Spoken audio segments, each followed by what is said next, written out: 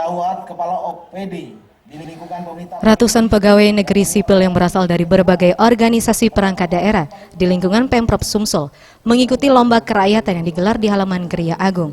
Dalam kegiatan yang diresmikan langsung Gubernur Sumsel Herman Deru ini, dihadiri juga oleh Wakil Gubernur Sumsel Mawardi Yahya, Sekda Sumsel Nasrun Umar, Ketua Tim Penggerak PKK Provinsi Sumsel Febrita Lustia Herman Deru. Herman Deru, Gubernur Sumsel mengatakan selain mengingat semangat para pejuang memperebutkan dan memperjuangkan kemerdekaan Republik Indonesia, kegiatan-kegiatan seperti ini dimaknai bukan hanya untuk kemeriahan melainkan dengan cara memelihara semangat. Ketika semangat terjaga, maka akan tercipta produk-produk yang positif demi kebaikan bangsa Indonesia, terutama Provinsi Sumatera Selatan.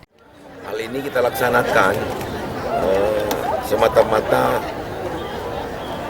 ungkapan terima kasih kita kepada para pahlawan, para pejuang yang telah memberikan kepada kita, yakni kemerdekaan, hasil jerih payah, pengorbanan jiwa, raga, harta benda.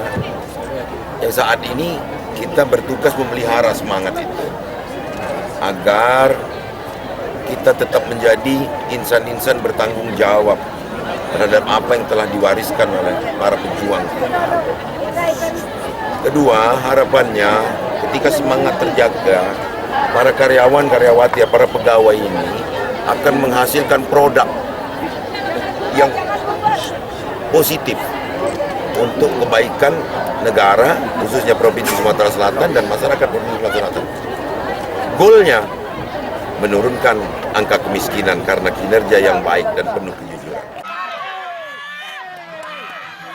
Perlombaan yang diikuti oleh seluruh organisasi perangkat daerah ini menghadirkan berbagai perlombaan seperti tarik tambang, makan kerupuk, masukkan paku ke dalam botol, gaplek, serta berbagai hadiah yang siap diberikan kepada para pemenang.